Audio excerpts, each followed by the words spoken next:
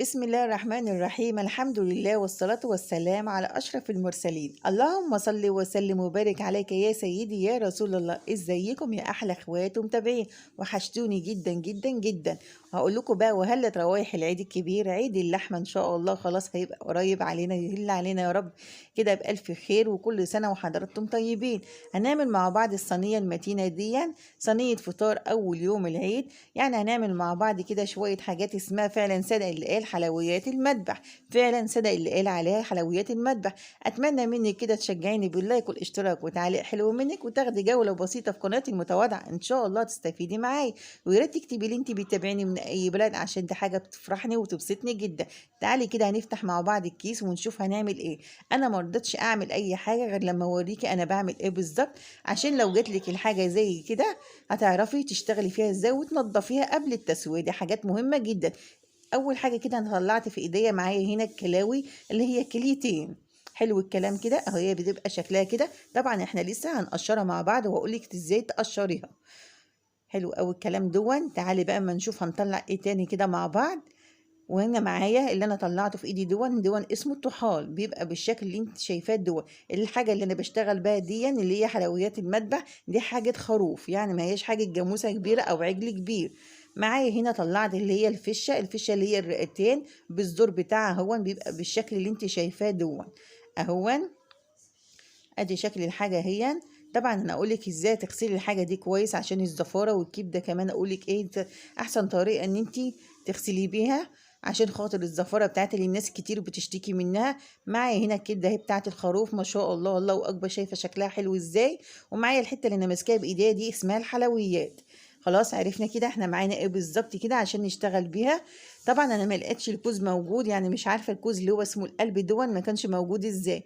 المهم هنبدأ كده نقطع الحاجة مع بعض كده. معايا أول حاجة كده معايا هستخدم السكينة، ومعايا هنا المقص سهل جدا ويسهل عليك التقطيع، مش هيوجع ايديك ولا حاجة.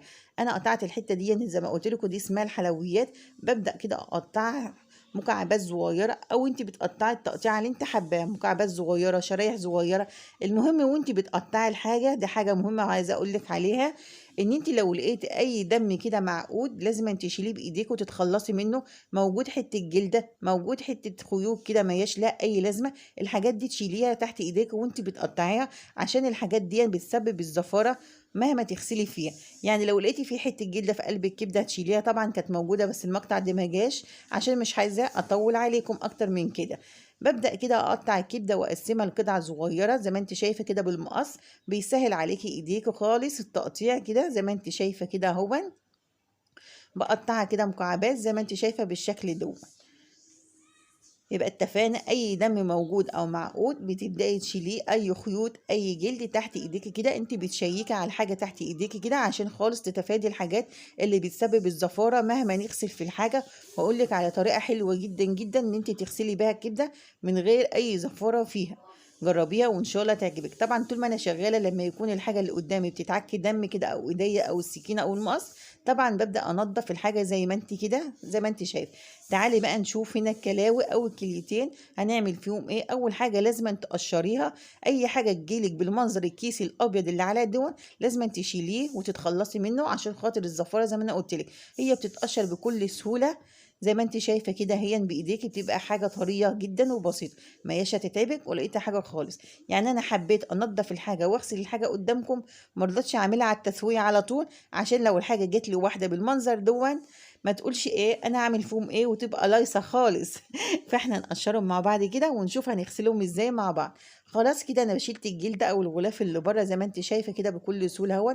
بيشال معاكي بايديك كده خالص اهو، بيتفك معاكي، يعني ما فيش حاجه هتغلبك ولا هتعذبك. بس الحاجات دي ضروري جدا ان انت تشيليها وتتخلصي منها. حلو قوي الكلام دون. يا ريت لو وصلت لغايه كده بقى تشجعني باللايك والاشتراك، وما تنسيش تكتبي لي انت بتتابعيني من اي بلد زي ما قلت لك. خلاص خلصنا كده الكلاوي ونضفناها اهو. تعالي نبدا نفتحها كده بسم الله بالسكينه اهو، نشوف شكلها عامل ازاي. سبحان الله سبحان الخالق بصراحه، يعني منظر الكلاوي دي بصراحة يعني أنا كنت باعملها، أنا أول مرة أعملها على فكرة، يعني أول مرة تيجي لي وأنا أقشّرها بجد، شكلها كده ما شاء الله جميل جدًا، ومن جوّه شايفة الشكل لونه عامل إزاي، حكمتك يا رب في كل حاجة، سبحان الله والله العظيم. بابدأ أقطّعها كده، جيت أقطّعها بالسكينة زي ما قُلت لِك لقيت التقطيع بالسكينة رخم وبيتعب، لأ مسكت المقص واشتغلت بيه. خلاص كده خلّصنا كده تقطيع الكلاوي أهوًا، بنفتحها كده بالسكينة كده عشان تسهّل عليكِ، وتقطّعيها التقطيعة الحلوة اللي أنتِ شايفاها ديّة، شايفة شكلها عامل إزاي من جوّه؟ ما شاء الله يعني. الحاجة كانت جميلة والصينية كان طعمها حلو جدًا وطريقتها حلوة. خلاص كده أنا خلّصت الكبدة والكلاوي والحلويات أهوًا. معايا هنا بقى لبن، أيوه اوعي تنزلي عليها بمَيّة وخل ونُص ليمونة، لو نزلتِ عليها بالكبدة بمَيّة وخل هتلاقي الخل غيّر اللون بتاعة الكبدة ويخلّيها لونها رمادي كده أو رصاصي وهتظهر لِك ريحة الزفارة، لكن اللبن هيطهّرها لِك ويخلّيها لِك مسكّرة وينسي أي زفارة فيها. وكمان عايزة أقول لِك إن الجزار أصلًا لمّا بيغسل كل حتة في الجاموسة أو في الدبيحة ما عدا الكبدة، بيبدأ يمسحها بالشاش الأبيض الموجود، ما يجيبش عليها مَيّة خالص. طبعًا عشان ما اطوّلش عليكم وأنا عارفة إن أنتم بتزهقوا وبتطلعوا بسرعة، أنا غسلت الفشة كويس جدًا وشِلت منها أي جلد أو أي حاجة مش كويسة، ونقعتها في دقيق ومَيّة وملح، وبعد كده شطفتها كويس جدًا ونقعتها تاني، دي خطوة مهمة. أنا هابدأ أقطّعه وهاسلقه، اوعي تعملي الفشة مع الكبدة من غير ما تسلقيها، مش هتكون مستوية خالص وهتكون تشد معاكِ، لازمًا تسلقيها الأول كده بمَيّة وشوية فلفل أسود وبصلاية، وخلّي بالِك إن الشوربة بتاعة الفشة ديًّا إحنا ما بنستخدمهاش خالص في أي طبيخ خالص، يعني أنتِ بتسلقيها وترميها، هتختبريها كده لو وقعت من الشوكة هتكون استوت، لو ما وقعتش بسهولة اعرفي إن هي لسه عايزة تسوية كمان. في ناس كتير هتقول لِك ده فشة خروف هتستوي على طول، لا، لا، لأ، لازمًا تسلقيها.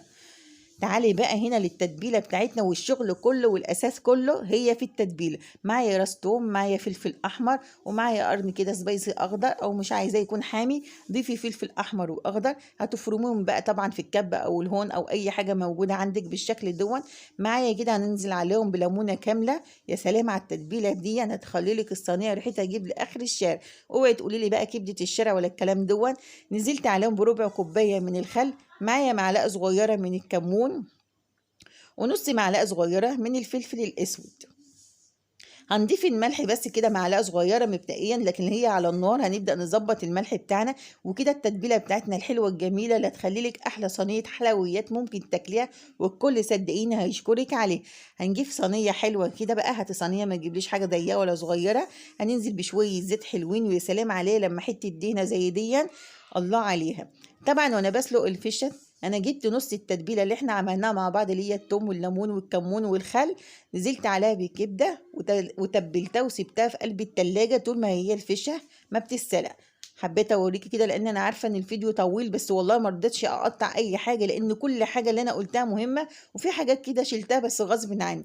هننزل هنا مع بعض كده ببصلتين جوانح كده بعد ما الدهنه كده ما ايه مدابك كده، والطاسه سخنه جدا جدا. لازم تزق البصل في جنب كده زي ما انت شايفه، لازم الكبده تنزل في صينيه او طاسه سخنه جدا عشان خاطر ما تنزلش الميه معاكي وتبقى مش كويس. اوعي تقلبي الكبده يا ست الكل اول ما تنزل معاكي عشان خاطر ما تتفتفتش كده معاكي او تتكسر. هنا خلاص القلب كان استوى وبوريهولك اهون، او قطعته حتت صغيره.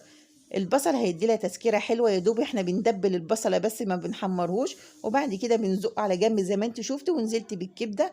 اول ما تبدا تغير لون والنار عاليه زي ما انت شايفه، اول ما بتبدا تغير اللون بتبداي تقلبي كل المكونات مع بعض، ما تخليش النار واطيه خالص عشان الكبده ما تنزلش الميه بتاعتها، ولازم الزيت يكون سخن جدا. هنزل هنا بقى بالفشه وبقيه التتبيله هي. انا كنت اسمى التتبيله يعني على الكبده والحاجه اللي احنا هنشتغل بيها. هنقلب كل المكونات دي، والله على الريحه مش عايزه اقول لك الريحه عامله ازاي، بجد الريحه خطيره قوي قوي قوي. يا ريت تجربوها بالطريقه دي ان شاء الله هتعجبكم والله. هتاكلي كل الحاجه مستويه، مش هتلاقي حاجه جامده عن بعض ولقيت حاجه. هنزل عليها بنص معلقه صغيره من الكزبره الناشفه بيدي لها ريحه حلوه قوي، وهبدا انزل عليها برشه صغيره برضك من الفلفل الاسود كمان، وهبدا اظبط الملح زي ما انا قلت لك. بتقلبي كل المكونات دي، يعني التسويه بتاعتها ما بتاخدش وقت زي تنظيفها وتجهيزها. بس كان لازما وضروري اعمل معاكي تجهيزها عشان لو الحاجه جت لحد بالمنظر دون يبقى عارف ازاي يشيل الحاجه اللي بتسبب الزفار. شوف انا بقولك الصينيه ما فيش فيها ميه خالص اهون عشان انا شغاله على نار عاليه. هابدأ كده هانزل بفلفل ألوان لو موجود ومتوافر، مش موجود نزلي بفلفل أخضر عادي، بس الفلفل الألوان بيدّي لها تسكيرة حلوة أوي، وقيمته الغذائية كمان بتبقى عالية. خلاص إحنا هنقلّبها تقليبتين وهاقول لِك كده خلاص خلّصنا. شايفة ما شاء الله الحاجة مستوية من جوّه ما فيش فيها أي دَم، بتتقطع معايا بكل سهولة وطرية وحلوة جدًا، ما هياش ناشفة وفي منتهى الجمال، ريحتها حلوة أوي، أوي، أوي. يا رب تجرّبوا الصينية بالطريقة دي وتكتبي لي في التعليقات وإن شاء الله هتعجبكم. كده خلاص أنا باقول لِك كده خلاص أهوّن خلّصنا الصينية الجميلة بتاعتنا بريحتها حلوة جدًا. حمّرنا جنب منها بطاطس، طبق سلطة طحينة الله عليه بالعيش البلدي وحتة مخلل وعود جرجير. والسلام عليكم ورحمة الله وبركاته.